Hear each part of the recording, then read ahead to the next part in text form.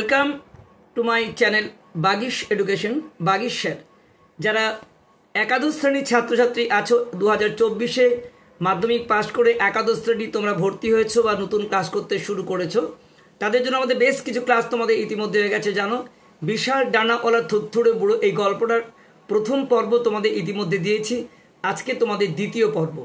অবশ্যই তোমরা জানো এই গল্পটা গাব্রিয়েল গার্সিয়া মার্কেজের একটা বিখ্যাত গল্প। এই গল্পটা সত্যিই একটা রোমাঞ্চকর, একটা মানুষের ডানা নিয়ে এই গল্প, এবং এটা অবশ্যই কল্পবিজ্ঞান জাতীয় গল্প। এখানে আমরা প্রথম পর্বটা আমরা ইতিমধ্যে আলোচনা করেছি, দ্বিতীয় পর্ব আজকে আমি আলোচনা করব। ইতিমধ্যে তোমরা নিশ্চয়ই বই পেয়ে গেছো, আর অনেক সহায়িকা বইও বেরিয়েছে। এই যে বইটি দেখছো এটাও কিন্তু টেস্টের মধ্যে এমসের বই, যেখানে কিন্তু টেস্টের মধ্যেই কিন্তু আমাদের দেওয়া আছে, তাই এটা আমার খুব প্রিয় বই, কাছে রেখেছি আমি এটাকে। বেশ কিছু বই যদিও পেয়েছি, কিন্তু এই বইটা টেস্টটার সঙ্গে দেওয়া আছে। এছাড়া তোমাদের পিডিএফ ফাইলতে টেস্ট বই নিশ্চয়ই পেয়েছো এবং স্কুল খুললেই পেয়ে যাবে। যাই হোক, চলো আজকে যারা আমার চ্যানেলের সদস্য আছো তাদের মোস্ট ওয়েলকাম। এখনও যদি কেউ সদস্য না হয়ে থাকো অবশ্যই চ্যানেলটিকে সাবস্ক্রাইব করো, লাইক করো এবং বেল আইকন অল ক্লিক করতে একদম ভুলবে না, যাতে শিক্ষা সংক্রান্ত সমস্ত বিষয় সবার আগে তোমাদের কাছে পৌঁছে যায়। এবং তোমরা তো অবশ্যই সাবস্ক্রাইব করেছো, যারা এখনও করতে পারেনি তাদের জন্য অবশ্যই ভিডিওটি তোমার প্রিয় বন্ধু ও বান্ধবীদের শেয়ার করে দিও, আর তোমরা কিন্তু লাইকটি করতে একদম ভুলবে না। চলো আজকে তোমাদের দ্বিতীয় পর্বে বিষয়ে আসা যাক, যেখান থেকে আমরা আসছি গোনাসাগার বার্তা। দেখো, গোনাসাগার বার্তার মধ্যে কি বলছে তোমরা জানো, যে মাকড়সা বুড়োটি এসেছিল সেটা সত্যিকারের মাকড়সা বলছে তোমাদের যে থুতথুড়ে বুড়ো যার ডানা পাওয়া গেছে, সেই ডানাটা সত্যি ডানা নাকি নকল ডানা, এই নিয়ে অনেক পরীক্ষা নিরীক্ষা করা হয়েছে। আর পাদ্রে গোনাসাগা একজন পুরোহিত, তিনি এসে প্রমাণ করবেন তার উচ্চ ধর্মীয় আদালতের মাধ্যমে যে সেখানে তার ডানা সত্যি না শয়তান না অন্য কিছু। তো এখানে গোনাসাগার কি বার্তা আছে তোমরা দেখে নাও। কি বলছে, বাড়ির ঝি চাকরদের প্রেরণা পাওয়া সব কিছুই সূত্র দিয়ে পাদ্রে গোনাসাগা ভিতরে ছাবলামিটা ঠেকিয়ে রেখেছিলেন। অর্থাৎ বাইরের যে ঝি চাকররা আছে তারা হয়তো অনেক কিছুই অনুপ্রেরণা দিয়েছিল, এইসব ছাবলামি ইয়ার্কি এই সমস্ত বাদ দিয়ে আমাদের পুরোহিত পাদ্রে গোনাসাগা, খ্রিস্টান পুরোহিত, উনি কিন্তু যেহেতু দেবদূত বলে চিহ্নিত হয়েছিল, পড়শিনী বলেছিল, তার ফলে পরীক্ষার জন্য উনি ভেতরে ঢুকলেন। বন্দির প্রকৃতি সম্বন্ধে চূড়ান্ত রায় কি আসে তার জন্য অপেক্ষা করছিলেন তিনি। এই যে বন্দি আছে তার কি হতে পারে, উচ্চতম ধর্মীয় আদালত তার সম্পর্কে কি রায় দেয়, তার জন্য কিন্তু তিনি এতদিন অপেক্ষা করছিলেন। কিন্তু রোম থেকে আসা চিঠিতে কোনো তাড়াই দেখা গেল না। রোম ধর্মীয় আদালত থেকে কোনো চিঠি আসলো না। তারা তাদের সময় কাটিয়ে দিলে এইসব প্রশ্নে, বরঞ্চ বেশ কিছু প্রশ্ন ছুটে দিলেন সেখান থেকে। কি কি প্রশ্ন দেখো, এইসব প্রশ্নগুলোর মধ্যে প্রথম প্রশ্ন, বন্দির কোনো নাভি আছে কিনা। বন্দির নাভি থাকলে কিন্তু সে দেবদূত হবে না। তার কথাবার্তার সঙ্গে প্রাচীন সিরিয়াস ভাষার কোনো সম্পর্ক আছে কিনা। প্রাচীন সিরিয়াস ভাষায় কথা বলতে হবে, তবে সে বন্দী হবে, এই দেবদূত হবে। তারপর একটা ছুঁচের ডগায় তার মাথা কতটা কাটা যায় দেখতে হবে। অর্থাৎ একটা ছুঁচের ডগায় তার মাথাটি এঁটে যেতে হবে, যদি এঁটে যায় তবে সে দেবদূত হবে, নচেত সে দেবদূত হতে পারে না। 3 নম্বর। 4 নম্বর দেখো, অথবা সে নিছকই নরয়ের কোনো লোক কিনা, গায়ে ডানা লাগিয়ে নিয়েছে এমন হয়, নরয়ের শয়তানরা গায়ে ডানা লাগিয়ে চলে আসে, এরকম কিছু বটে কিনা, এটা পরীক্ষা নিরীক্ষা করতে হবে। এইসব তুচ্ছ অতি সংক্ষিপ্ত চিঠিগুলো হয়তো সময়ের শেষ অবধি যাতায়াত করতে থাকতো। পরপর অনেক উত্তর চিঠির মাধ্যমে দিয়েছে, কিন্তু এখনো কোনো সমাধান আসেনি। যদি না কোনো দৈব ঘটনা পাদ্রে গোনাসাগার সব নাজেহাল বিপত্তির একটা ইতি টেনে দিত, কিন্তু পাদ্রে গোনাসাগা এইসব প্রশ্নের উত্তর না দিয়ে আসল ঘটনায় উনি উত্তীর্ণ হতে চলেছে। এবং সেখানে কি দেখছি দেখো, ঘটেছিল কি, এই দিনগুলোই তার কত উৎসব, মেলা আর সার্কাসের হরেক রকম আকর্ষণের মধ্যে শহরে এসে পৌঁছেছিল একটি ভ্রাম্যমাণ প্রদর্শনী। অর্থাৎ এই যে দেবদূত যা ডানা আছে মানুষের, এটা দেখার সঙ্গে সঙ্গে আরও অনেক মেলা বসে গিয়েছিল। তার মধ্যে বিখ্যাত একটি মেলা দেখতেই পাচ্ছ, যে মেলাটা সার্কাস, ভ্রাম্যমাণ, অর্থাৎ গাড়ি করে আসে, প্রতিদিন গাড়ি করে চলে যায়, এটাকে আমরা বলি ভ্রাম্যমাণ সার্কাস। এখন তো গাড়ি করে সব খাবার দাবারও আসছে এবং মেলাতে চলে যাচ্ছে। আর এটা হচ্ছে তোমার ভ্রাম্যমাণ সার্কাস, হরেক রকম আকর্ষণীয় জিনিস সেখানে এসেছে দেবদূতের কাছে, শহরে এসে পৌঁছেছিল। তার মধ্যে একটি ভ্রাম্যমাণ মাকড়সা, অর্থাৎ যে মেয়েটি গাড়ি করে প্রতিদিন আনা হয়, এই মেয়েটি মাকড়সা হলো কি করে? মেয়েটি যে তার বাবা মার কথার অবাধ্য হয়েছিল, এই মেয়েটি বাবা মার কথা শোনেনি বলে এই অবস্থা তার হয়েছিল। তো দেখো,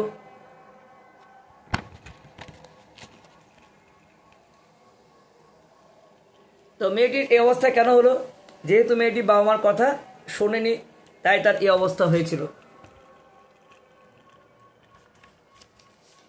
তারপরে দেখো, তাহলে মাকড়সা মেয়েটি হলো কেন? যেহেতু মেয়েটি তার বাবা মার কথা শোনেনি, তাই তার মুখটি মাকড়সা হয়ে গিয়েছিল। গোটা বডিতে মেয়ের দেহ, কিন্তু তার মুখটি কিন্তু মাকড়সা। এটা কিন্তু অদ্ভুত, সবার কাছে ভীষণ আকর্ষণীয় যে একটা মেয়ে কি করে মাকড়সা হতে পারে। দেবদূতের চেয়েও ছিল সে আকর্ষণীয়, এবং তার কারণে এখানে যথেষ্ট পরিমাণে দেওয়া আছে। একটি মেয়ের ভ্রাম্যমাণ প্রদর্শনী, যে তার বাবা মার কথার অবাধ্য হয়েছিল বলে সে মাকড়সা হয়েছে। দেবদূতকে দেখতে যত পয়সা দিতে হতো, একে দেখতে তার চেয়ে কম দর্শনী বাবদ দিতে হয়। দেবদূতের চেয়ে এর পয়সাও কম, দেখতেও অপূর্ব। কেন মাকড়সা মেয়েটির ভিড় হতে লাগলো? তার প্রথম কারণ ছিল মাকড়সা মেয়েটিকে দেখতে কোনো বেশি পয়সা লাগতো না। যেখানে পয়সা কম আর বেশি দেখার সুযোগ আছে, মানুষ তো সেখানেই যাবে। তার জন্য মাকড়সা মেয়েটির কাছে ভিড় হতে লাগলো, এবং তার সে কারণ বলল, বাবা মার কথা না শোনার জন্য মেয়েটি মাকড়সা হয়ে গেছে। তাকে দেখার পয়সা কিন্তু অনেক কম।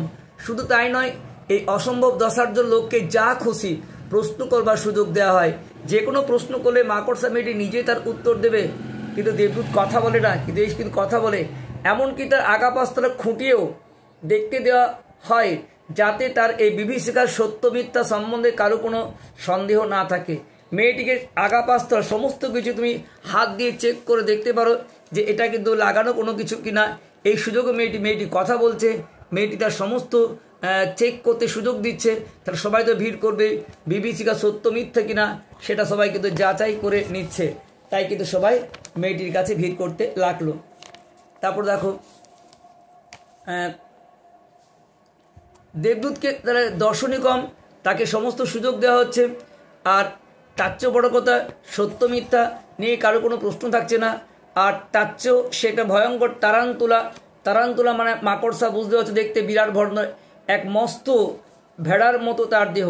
এটা কিন্তু গুরুত্বপূর্ণ প্রশ্ন হয় তোমাদের, কোন পশুর সঙ্গে তুলনা করে? দেহটা ভেড়ার মতো, আর মাথাটা বিষাদ কুমারী মেয়ের মতো। দুঃখময় একটা মেয়ে, যা ছিল সবচেয়ে হৃদয় বিদারক, করুণভাবে সে তার জীবনের দুঃখের কথা বলেছে। তা কিন্তু তার এই তাজ্জব আকৃতি নয়, বরং অকৃত্রিম দুঃখী করুণ গলা, যে গলায় তার দুর্ভাগ্যের সব খুঁটিনাটি বর্ণনা করত। কেমন করে তার এই দুঃখময় জীবন তৈরি হলো, সব কথা সে কিন্তু খুলে বলেছে। তাই মেয়েটির কিন্তু ডিমান্ড দিন দিন বাড়তে লাগলো। তাই দেখো যে সব কিছুর জন্য তার ডিমান্ড বাড়তে লাগলো, এবং বলতে লাগলো যে কেন সে এরকম হয়েছে, তার কথাও সে কিন্তু জানিয়েছে। তাই যখন সে একেবারেই ছেলে মানুষ, এক নাচের আসরে যাবে বলে কাউকে না জানিয়ে সে তার বাবা মার বাড়ি থেকে বেরিয়ে এসেছিল, অর্থাৎ না জানিয়ে সে নাচের আসরে গিয়েছিল, বাবা মাকে না জানিয়ে গিয়েছিল। এই যে বাবা মাকে না জানিয়ে গিয়েছিল, এই জন্যই তার অভিশাপগ্রস্ত জীবন এরকম হয়েছিল। তারপর দেখো, যখন সে একেবারে ছেলে মানুষ ছিল তখনই এটা ঘটেছিল। এবং দেখো, বাড়ি থেকে না জানিয়ে গিয়েছিল বলেই হয়েছিল।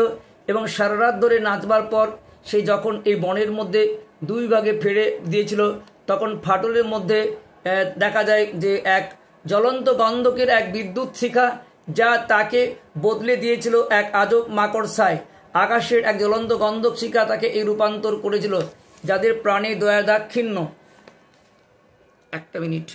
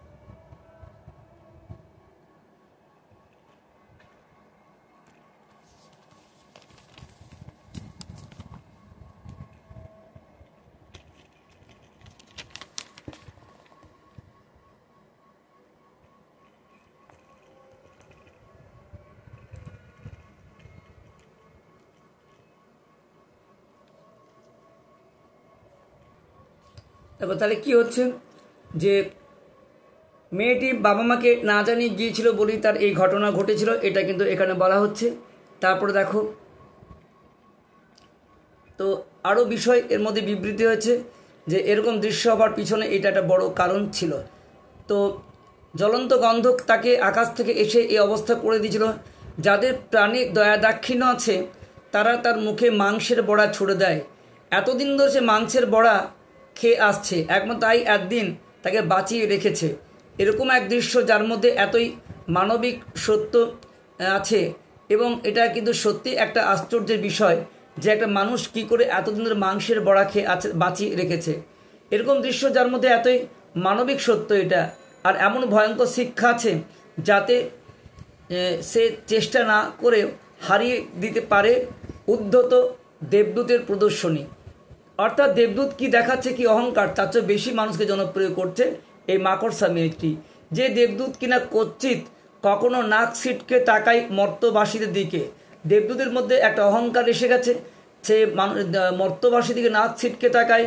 যে দেবদূত কিনা এরকম অবস্থা, তার জন্য তাছাড়া দেবদূতের নামে যে কটা অলৌকিক ঘটনার দায় চাপিয়ে দেওয়া হয়েছিল তা শুধু এক ধরনের মানসিক বিশৃঙ্খলা। অর্থাৎ আমরা যা চেয়েছি তার উল্টোটা পাচ্ছি। যেমন দেখো, যেমন এক অন্ধ আতুর যে তার দৃষ্টি ফিরে পায়নি বটে, তবে তার 3টে নতুন দাঁত গজিয়ে গিয়েছিল। অর্থাৎ একজন অন্ধ আতুর, সে পেতে চেয়েছিল তার অন্ধত্ব থেকে মুক্তি, কিন্তু 3টে নতুন দাঁত গজিয়ে গিয়েছিল। এটা কিন্তু কাঙ্ক্ষিত নয়। এক পঙ্গু বেচারি যে হেঁটে হয়তো গিরি লঙ্ঘন অর্থাৎ পর্বতকে অতিক্রম করতে পারবে না বটে, কিন্তু একটা লটারি প্রায় জিতেই যাচ্ছিল। এই জন্যই তার দেবদূতের প্রতি একটা শ্রদ্ধা জন্মে যায়। এক কুষ্ঠরোগী যার ঘাগুলো থেকে গজিয়েছিল সূর্যমুখী ফুল, ঘা না সেরে সেখানে সূর্যমুখী ফুল বেরিয়ে গেছিল। সান্ত্বনা পুরস্কারের মতো এইসব কাণ্ড আসলে তার বিসদৃশ্য সব মস্করা বা কৌতুকের মতোই। আর এসবের ফলেই দেবদূতের মান সম্ভ্রম খ্যাতি ধুলোয় লুটিয়ে পড়েছিল। দেখো, আমরা যা চাচ্ছি তার উল্টোটা পেলে কার শ্রদ্ধা আসবে? আমরা কি বুঝতে পারলে যে একজন অন্ধ, তার অন্ধ না হয়ে তার যে নতুন দাঁত গজায়, একজন মানুষ যে গিরিলঙ্ঘন করতে পারতো সেটা পারলো না, শুধুমাত্র এক লটারি পেয়ে যাচ্ছে। এগুলো একজন মানুষের কুষ্ঠ রোগী হচ্ছে, কুষ্ঠ ঘা না হয়ে সেখান থেকে সূর্যমুখী ফুল বেরোচ্ছে, এগুলো মস্করা মজা ছাড়া আর কিছু নয়। তাই তার মান সম্ভ্রম সব কিছু লুটিয়ে গিয়েছিল। আর আমরা দেবদূতের প্রতি শ্রদ্ধা করতে পারিনি, তার ফলে আমরা মাকড়সা মেয়েটির প্রতি আসতেই আমরা কিন্তু তাও মাকড়সা মেয়েটি আসতেই তার নাম ডাক একেবারেই ধসে আরও পড়লো। এখন যত আমাদের মাকড়সার নাম হলো, এর নাম ধসে পড়লো। এইভাবে পাদ্রে গুনাসাগা তার অনিদ্রা রোগ থেকে চিরকালের মতো একদম রেহাই পেয়ে গেলেন। অবশ্য পাদ্রে গুনাসাগার একটা ঘুম না হওয়া রোগ ছিল, সেই রোগটার থেকে সে মুক্তি পেয়ে গেল। আর পেলায়ের উঠোনে সেই সব ফাঁকা হয়ে গেল। পেলায়ের কাছে যে এতদিন লোক আসতো দেবদূত দেখতে, এখন কিন্তু আর কেউ আসলো না। 3 দিন 3 রাত্রি একটানা ঝমঝম বৃষ্টি পড়ছিল এবং কাঁকড়ারা হাঁটছিল তাদের শোবার ঘরে। এখন তাদের ঘরে হাঁটছে, বেডরুমে কিন্তু ঢুকেছে কাঁকড়া। এখন পরবর্তী বিষয়, পেলায়ের অবস্থান পরিবর্তন। বাড়ির মালিকদের অবশ্য বিলাপ করার কোনো কারণ ছিল না। দেখো, তাহলে এই যে দেবদূতকে নিয়ে এদের উপার্জনটা বন্ধ হয়ে গেল, তাতে কি দুঃখ আছে? না। প্রচুর টাকা কামিয়ে নিলে আমার ব্যবসা বন্ধ হলে কোনো ক্ষতি নেই, কারণ যে টাকা তারা কামিয়েছিল তা দিয়ে এক চক মেলানো দোতলা বাড়ি তারা বানিয়ে নিল। যে টাকা কামিয়েছিল তা দিয়ে এবার তারা ভোগ করছে, এবং 2 তালা বাড়ি তার তৈরি করলো, দোতলা। যে বাড়ির অলিন্দ মানে বারান্দা, আর ছিল বাগান, আর ছিল উঁচু একদম তারের জাল, শীতের সময় যাতে কাঁকড়ারা আর ভিতরে ঢুকতে না পারে। অর্থাৎ এবার তার দোতলা বাড়ি, বারান্দা, বাগান এবং গোটাটা নেট দিয়ে ঘিরে দিল যাতে কাঁকড়া শীতকালে হঠাৎ করে ঢুকে পড়তে না পারে। আর শহরের কাছে পেলায়ও একটা খরগোশ পালন করবার ঘিঞ্জি গোলাকধাতা বানিয়ে নিলে, শখের মতো একটা খরগোশ পোষার খাঁচা নিয়ে এলে, চিরকালের মতো ইস্তফা দিলে তোমার তার সাধ্যপালের কাজে। সাধ্যপাল মানে কি? মাছ ধরতে যেত, সেই কাজটা সে বন্ধ করে দিল। আর এরিসেন্দা কিনে আনলে কতগুলো উঁচু খুরওয়ালা ঢাকা জুতো, হিল তোলা জুতো, আর রামধনু রঙা রেশমি কাপড়ের অনেক প্রস্থ পোশাক, রামধনু রঙের অনেকগুলো প্রস্থ কাপড় কিনে আনলো। এখন সে বিলাসিতা করতে লাগলো। তখনকার দিনে রবিবারে যেসব পোশাক পরতো সবচেয়ে অভিজাত কাঙ্ক্ষিত মহিলারা, তার মধ্যে কিন্তু আমাদের এগিয়ে আছে কে? এলিসেন্দা। যা যা তার কোনো মনোযোগ পায়নি, তার মধ্যে মুরগির খাঁচাটাই একমাত্র জিনিস ছিল না। অনেক ক্ষেত্রে গুরুত্ব দেয়নি, মুরগির খাঁচাটা গুরুত্ব দেয়নি।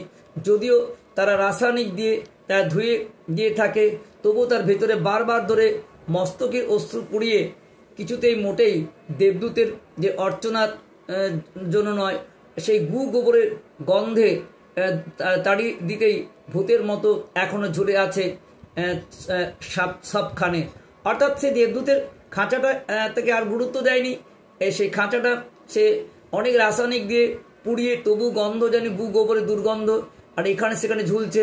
আর নতুন দালানটাকে তারা সুন্দর করে সাজিয়েছে, আর নতুন দালানটাকে বানিয়ে দিচ্ছে একটা পোড়ো বাড়ি, বিরাট বড় একটা পোড়ো বাড়ি লাগছে। গোড়ায় তখন তাদের বাচ্চা হাঁটতে শিখলো, তারা খুবই সাবধানে ছিল যে যাতে কখনো মুরগির খাঁচার কাছে সে না যায়।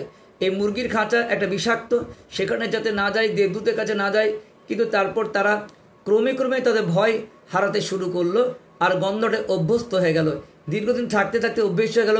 বাচ্চার দ্বিতীয় দাঁতটি বেরোবার আগেই সে মুরগির খাঁচার ভেতরে একদম খেলতে চলে যায়। তার মুরগির ভেতরে বাচ্চাটা কখন ঢোকে? যখন তার দ্বিতীয় দাঁতটি ঢোকে। এটা কিন্তু গুরুত্বপূর্ণ প্রশ্ন। খাঁচার তারগুলো ততদিনে অবহেলায় অযত্নে ছিঁড়ে গেছে। অন্য কোনো মর্তবাসীর সঙ্গে কোনো মাখামাখি করেনি দেবদূত। দেবে আমরা যখন কোনো বাড়িতে কুকুর পুষি, তারা বাইরের সঙ্গে মেশামেশি করে না বলে তাদের বেডরুমে রাখা যায়। বরং যত দূরই থাক এখনও সে তেমন মাখামাখি করে না। এসব ধারণা হারিয়ে বসবার পর কোনো কুকুর যেমন বাচ্চাদের যাবতীয় যাচ্ছাতে অপমান করে, নিগ্রহ সহ্য করে, তেমনি ধৈর্যের সঙ্গে দেবদূত এই বাচ্চাটিকে সহ্য করত। এই বাচ্চাটি দেবদূতকে কান মূলতো, অত্যাচার করত। আমাদের দেখবে না কুকুর বাচ্চাগুলো কেমন সহ্য করে আমাদের অত্যাচার, দেবদূতের জন্য সে অত্যাচার সহ্য করতে লাগলো বাচ্চাটি। একই সঙ্গে দুজনকে পেড়ে মানে জব্দ করে ফেললো জল বসন্ত। এবার দুজনেই বসন্ত রোগে আক্রান্ত হলো। যে ডাক্তার বাচ্চাটি রোগ দেখতে এসেছিল সে অবশ্য দেবদূতের হৃৎপিণ্ডের ধুকপুক শোনা লোভ সামলাতে পারল না যে দেবদূতের সত্যিই তার প্রাণ বেঁচে আছে কিনা। আর সে তার বুকে এত শীষ শুনতে পেলে আর এত সরগোল শুনতে পেলে তার মনে হলো যে তার পক্ষে বেঁচে থাকাই সম্ভব নয়। ডাক্তারবাবু মনে হলো বেঁচে আছে কি করে। আর যেটা তাকে সবচেয়ে অবাক লাগিয়েছে সেটা হচ্ছে ডানা। সেটা সত্যিকার ডানা কিনা, এই ডানা দুটো যুক্তি এতই বাস্তব এবং স্বাভাবিক, তার মনে হলো যে সব মানুষের নেই কেন। অর্থাৎ এটা কেন্দ্র করে তার মনে হতে লাগলো যে তাহলে তো সব মানুষের ডানা থাকা উচিত। ডানা দুটো একদম মনে হতে লাগলো স্বাভাবিক অঙ্গ, তাই আবশ্যিক অঙ্গ বলে মনে হলো তার। এবং আরও অবাক হতে লাগলো এই ভেবে যে সব মানুষের ডানা নেই কেন, এটা প্রশ্ন গুরুত্বপূর্ণ তার কাছে। বাচ্চা যখন স্কুলে যেতে শুরু করলো, যখন রোদে মুরগির খাঁচার সম্পূর্ণ ধ্বংসের কিছুকাল পরেও দেখা যায় যে বাচ্চা এখন স্কুলে যেতে শুরু করেছে, আর সেটা রোদে মুরগির খাঁচার সম্পূর্ণ ধ্বংস হয়ে গেছে, আর খাঁচাটির কোনো গুরুত্ব নেই। দেবদূত এখানে সেখানে এখন ঘুরে বেড়ায়। এখন সে পথ হারা দিক ভোলা কোনো মুমূর্ষের মতো ঘুরে বেড়াচ্ছে। ওরা তাকে ঝাঁটা দিয়ে বারবার মেরে বের করে দেয় শোবার ঘর থেকে, কিন্তু পরক্ষণই দেখা যায় সে আবার ঘরের মধ্যে এসে ঢুকেছে, ভীষণ জ্বালাতন করে।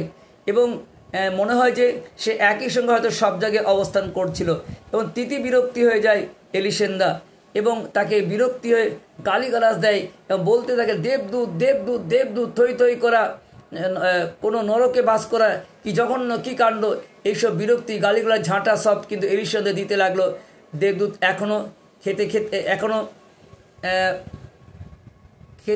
খেতেই পারে না কিছু। এখন তার খাওয়া দাওয়া বন্ধ হয়ে গেল এবং তার প্রত্ন প্রাচীন চোখ এত ঘোলাটে হয়ে গেল যে সবসময় সে জিনিসপত্র ধাক্কা খায়, দেখতে পায় না। তার শেষ পালকগুলো এখন নিছক সূক্ষ্ম জালের মতো, দাঁড়গুলো এখন আছে, অর্থাৎ সব পালক তার ক্ষয়ে গেছে, বিচ্ছিরি লাগছে। পেলায়কে একটা কম্বল ছুঁড়ে দেয়, তার উপরে করুণা করে এখন সে পড়ে থাকে আটচালায়।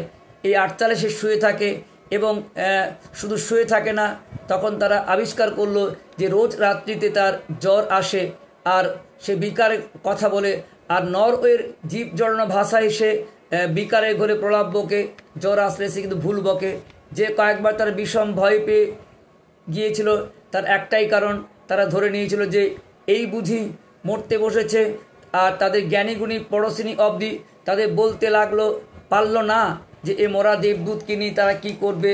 অর্থাৎ দেবদূতকে মৃত্যুর পর্যায়ে পৌঁছে যখন হয়েছে, ওর মৃত্যুর পর কোথায় ফেলাবে, প্রতিবেশী জ্ঞানমান সেও বলতে পারল না। শেষ অংশ দেখো, দেবদূত মুক্তি, এবার কি করে মুক্তি পাবে দেখো। অথচ তবু সেই যে তার সবচেয়ে জঘন্য শীতকালটাই টিকে গেল তা নয়, দেবদূত শীতকালটা পেরিয়ে যেতে আবার সুস্থ হলো। প্রথম রৌদ্রে ভরা দিনগুলি আসতেই মনে হলো যে সে ক্রমে ক্রমে সেরে উঠেছে। উঠোনের সবচেয়ে কোনায় যে কদিন সে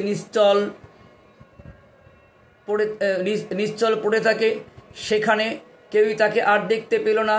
ডিসেম্বরের গোড়ায় তার ডানায় মস্ত কতগুলো আট ধরা পালক গজিয়ে উঠলো আস্তে আস্তে করে। এখন তাকে লাগছে কেমন কোনো কাকতাড়ুয়া পালক যেমন হয় তেমন ঝরে গেলে কাকতাড়ুয়ার মতো, সেগুলো তার জড়ায়। আরেকটা দুর্ভাগা লক্ষণ বলে মনে হলো এই পালকগুলোকে। বুড়ো বয়সে পালক বললে যেমন লাগে, কিন্তু সে নিজে নিশ্চয়ই জানতে পেরেছিল যে এসব বদলের আসল কারণ কি। কেননা কেউ যাতে তা দেখতে না পায় এই বিষয়ে খুব সজাগ ছিল। গোপনে গোপনে সে নিজেকে প্রস্তুত করে নিচ্ছিল, অর্থাৎ উড়বার জন্য সে খুবই সাবধান ছিল। কেউ যাতে শুনতে না পায়।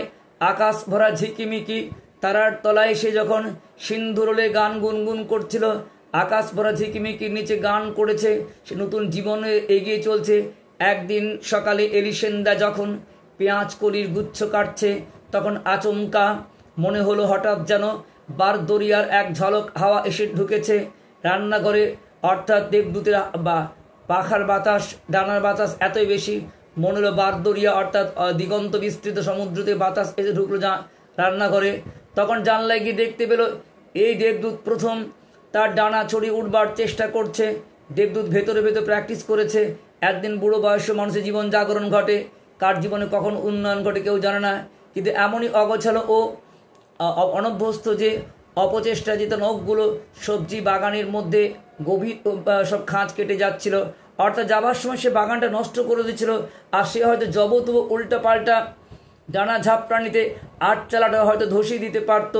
বিশেষত বারে বারে সে যেরকম হড়কে যাচ্ছিল, উঠতে গিয়ে কিছুতে আঁটো করে চেপে ধরতে পারছিল না তার হাওয়া।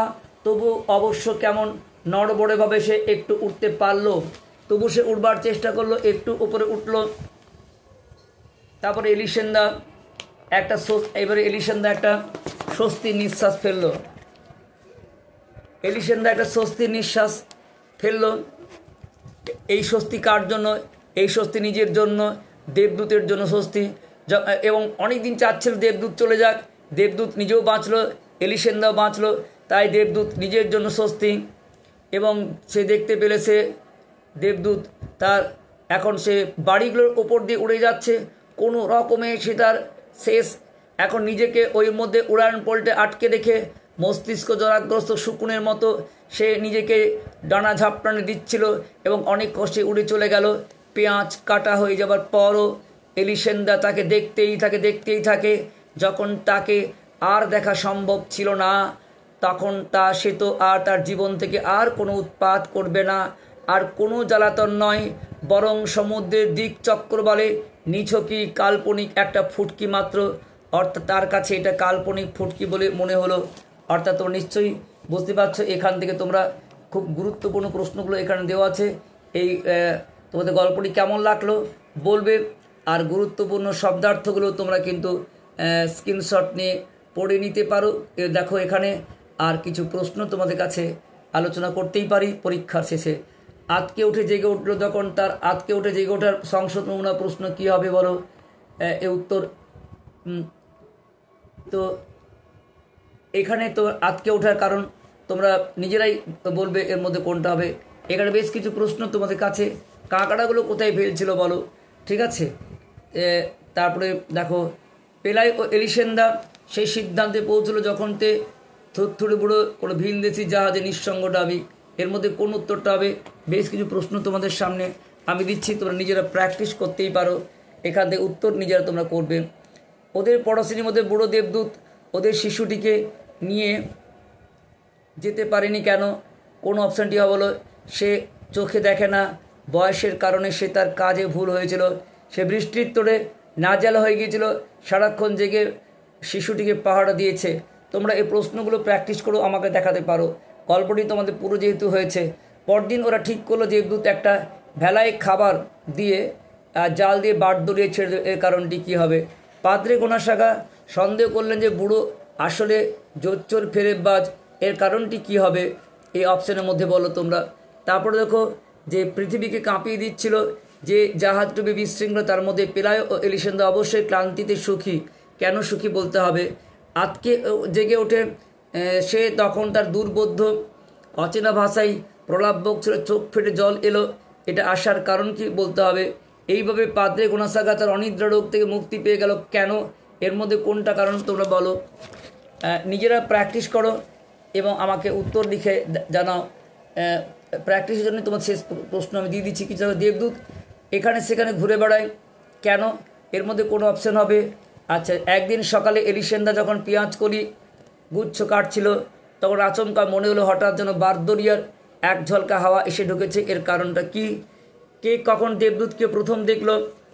তারপরে দেখো ওরা কিভাবে এই সিদ্ধান্তে পৌঁছেছিল যে দেবদূতের বুড়ো মানুষটি কোনো নিঃসঙ্গ নাবিক। বুড়োকে ভেলাই করে বারদরে ছেড়ে দিয়ে আসবার কথা ভেবেও কেন তারা করতে পারলো না, এটা বলো। দর্শকরা বন্দির ভবিষ্যৎ নিয়ে কী ধরনের জল্পনা কল্পনা করছিল, এই অপশনের মধ্যে বলো। তারপর পাদ্রে গোনাসাগা কখন বুড়োকে সন্দেহ করতে শুরু করলেন? গোনাসাগা কি বিষয়ে কৌতূহলে সাবধান করে দিলেন? বুড়োকে কি খেতে দেওয়া হয়েছিল? পাদ্রে গোনাসাগা কাকে কেন চিঠি লিখবেন বলে জানালেন? ভ্রাম্যমাণ প্রদর্শনী মেয়েটি মাকড়সা হলো কীভাবে? এলিসেন্দা কেন বলেছিল দেবদূত থই থই করা কোনো নরকে বাস করা এবং কী জন্য? আশা করি তো সব উত্তর দিতে পারবে এবং প্র্যাকটিস করে রাখবে। দেবদূতে উড়ে যাওয়ার দৃশ্য দেখে এলিসেন্দা কী মনে হলো। তারপরে বিশাল ডানারা থুত্থুড়ে বুড়ো গল্পটি রচয়িতাকে পেলায় স্ত্রীর নাম কি? বিশাল ডানার বৃদ্ধটিকে ইনি দেবদূত কথাটি কে বলেছিলেন? বৃদ্ধ ডানালা মানুষটি পেলায়ের বন্দি রেখেছিল কেন? স্থানীয় পাদ্রী সাহেবের নাম। পাদ্রে গোনাসাগার উপস্থিত হয়েছিল কেন? যারা সরল গোছের মানুষ তারা ডানাওয়ালা বৃদ্ধকে কি বানাতে চেয়েছিল? এই প্রশ্নগুলো এর বইয়ের মধ্যে দেওয়া আছে। এছাড়া আমরা অনেক প্রশ্ন এক্সট্রা করেছি, সেগুলো তোমাদের অবশ্যই আমাদের টেলিগ্রাম চ্যানেলে আছে। আর এই বইগুলো তো অবশ্যই প্র্যাকটিস করো, যে সমস্ত বই বেরিয়েছে। পাদ্রী হওয়ার আগে গোনাসাগা ছিলেন কে? আছে পাদ্রী গোনাসাগা খাঁচার মধ্যে ঢুকে বৃদ্ধ ডানাওয়ালা লোকটিকে কোন ভাষায় সুপ্রভাত জানিয়েছিল? ল্যাটিন নিশ্চয় অ্যান্সার ঘ। শয়তানের ছলের অবমাননা বক্তার কে হবে? এই অপশনের মধ্যে বলো। নিশ্চয়ই এখানে দেখো প্রতিবেশী মহিলা বৃদ্ধ অজ্ঞাত লোকটিকে দেবদূত ভাবার কারণ কি? এর মধ্যে কোনো অপশানে তোমরা বলো। দেবদূত দেখার জন্য এলিসেন্দা দর্শনী বাবদ কত অর্থ নিয়েছিলেন বলো। নিচে 5 সেন্ট হবে। জ্ঞানী মহিলার মতে দেবদূতের প্রিয় খাদ্য কী হবে? এর মধ্যে নিশ্চয়ই এখানে তোমাদের এই অপশনের মধ্যে কর্পূর হবে। আর ওর একমাত্র খাদ্য মাংসের টুকরো। আলোচ্য অংশ যার কথা বলেছে কী হবে? নিশ্চয়ই তোমার এখানে মাকড়সা হবে। গ্রামের পাশে পেলায়ের যে খামার তৈরি করেছিল সেটা কিসের খামার?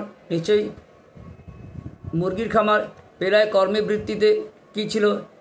পেলায় কর্মবৃত্তি কী ছিল এখানে? সৈনিক, কাঠুরে, পাহাড়াদার, পাদ্রী কোনটা হবে? তারপরে পেলায় ও পুত্র অজ্ঞাত দেবদূতরূপী বৃদ্ধটি আক্রান্ত ছিল কিসে? আচ্ছা, বৃদ্ধ ডানাওয়ালা ব্যক্তিটি ছিল কোন দেশের মানুষ? নিশ্চয় নরওয়েবাসী। বীরকে সরিয়ে দেওয়ার জন্য ডাকা হয়েছিল কী হবে? সঙ্গীত সমেত সেনাবাহিনী। এলিসেন্দা ফন্দি করেছিল দর্শনী বাবদ কত যাবে? নিচে 5 সেন্ট হবে। থুত্থুড়ে বুড়ো ডানাগুলি দেখতে কেমন হবে? নক্ষত্র বাদুর মতো উত্তর হবে। পাপি তারপরে প্রায়শ্চিত্ত করার জন্য যা করেছিল সেটা এর মধ্যে কী হবে?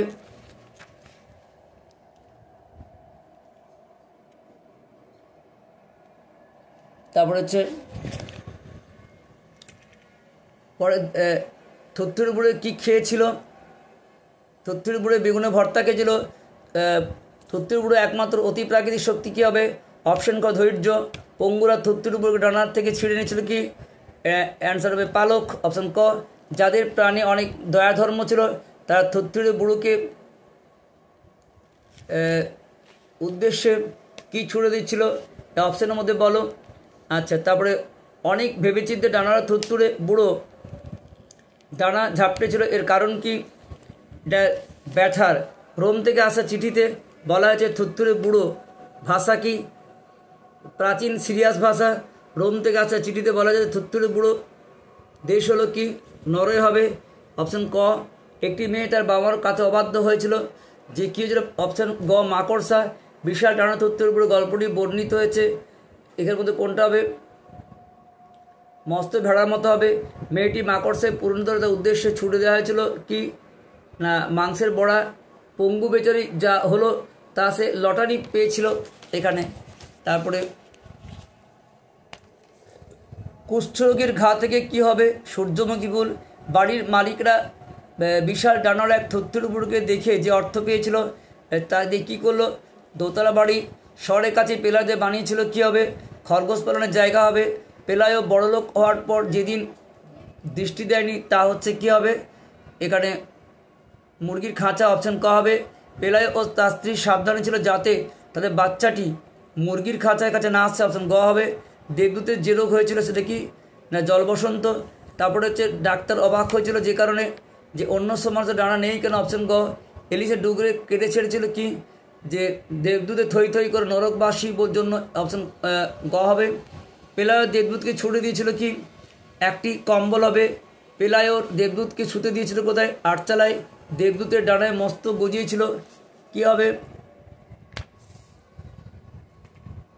কখন? ডিসেম্বরের দিকে। তারপর একদিন সকালে এলিসেন্দা যা কাটতে হলো তা হচ্ছে কি? পেঁয়াজ। দেবদূতের নখগুলি যেখানে খাঁজ কেটেছিল সবজি বাগানের মধ্যে, দেবদূত যখন উড়ে যাচ্ছিল তখন তাকে দেখাচ্ছিল কি জরাগ্রস্ত শকুনের মতো। দেবদূত যখন তার দেখা যাচ্ছিল না তখন তাকে মনে হচ্ছিল যে সমুদ্রের দিক চক্র বলে কাল্পনিক ফুটকির মতো। অপশন গ। ডানারা থুতথুড়ে বুড়ো গল্পটি সাহিত্যের যে প্রকরণে পড়ে সেটা হচ্ছে কি জাদু বাস্তবতা। অপশন গ।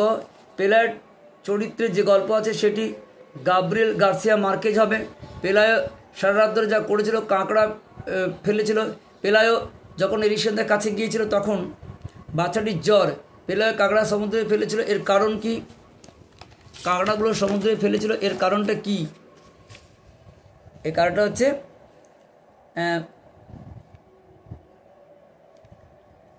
এই অপশানের মধ্যে বলো। পচা বদগন্ধ। অপশান গ হবে। তারপরে কাঁকড়াগুলো ফেরার পথে পেলায় যা দেখেছিল তা হচ্ছে ওই দেবদূতকে, ঠিক আছে, মুখ গুজে উপরে। অপশান ঘটা দেখো, ওই যে পেলায় দেখেছিল খুবই থুরথুরে কাদার মধ্যে মুখ গুজে শুয়ে আছে। ডানাওয়ালা বৃদ্ধকে প্রথম দেখা গেছিল কীভাবে? অপশানের মধ্যে বলো এখানে। তারপর দেখো প্রশ্ন দেখি যে সেই স্বপ্ন দেখে আটকে ওঠে, দুঃস্বপ্ন দেখে তা কি হবে? ওরা তার দিকে এতক্ষণ খুব কাছে থেকে হাঁ করে কি দেখেছিল? ওরা বলতে কাদের কথা বোঝানো আছে? বিশাল বৃদ্ধের ডানা ছিল কেমন? এই অপশনের মধ্যে বলো। তারপরে ডানাওয়ালা বৃদ্ধকে দেখে প্রতিবেশী কি মনে হয়েছিল? ঠিক আছে, তা তোমরা এই প্রশ্নগুলো ভালো করে করো। বেশ কিছু প্রশ্ন তোমাদের আলোচনা করলাম। আর তোমরা অবশ্যই এই যে গল্পটি তোমাদের কাছে কেমন লাগলো, আজ গল্পটি শেষ করলাম, কিছু প্রশ্ন নিয়েও তোমাদের আলোচনা হলো। তাহলে তোমরা এই বিশাল ডানার থুতথুড়ে বুড়ো গল্পটিকে ভালো করে আবার রিডিং করো, বারবার দেখবে এখানে প্রশ্ন তোমাদেরকে পড়তেই হবে না। আমরা এখানে কিছু প্রশ্ন দিলাম, এছাড়াও কিন্তু আমরা প্রত্যেকটি লাইন খুঁটিয়ে খুঁটিয়ে প্রশ্ন তৈরি করেছি। আমাদের যে টেলিগ্রাম চ্যানেল আছে t.me/Baghish Education, এখানে জয়েন করো এবং তোমরা সাজেস্টিভ সমস্ত প্রশ্ন এখানে কিন্তু বেছে বেছে করলে হবে না, প্রত্যেক লাইন ধরে পড়তে হবে এবং সমস্ত উত্তর তোমরা কিন্তু পেয়ে যাবে। শুধু তোমরা কিন্তু আমাদের যে চ্যানেলটি আছে সেখানে কিন্তু তোমরা যোগদান করো এবং এর হচ্ছে t.me/Baghish Education। Best of luck, তোমাদের প্রত্যেকের জীবনে সাফল্য আসুক। বিশাল ডানাওয়ালা বুড়ো থুতথুড়ে গল্পটি আজকে এখানে শেষ করলাম। এর আগে প্রথম পর্বটা দেখে নিও, কিছু প্রশ্ন আলোচনা হলো। আগামী দিন সামগ্রিক প্রশ্ন তোমাদের দিয়ে দেওয়া হবে, তোমরা এগিয়ে যাও এবং তোমাদের দেখা হচ্ছে পরবর্তীকালে নেক্সট ভিডিও নিয়ে।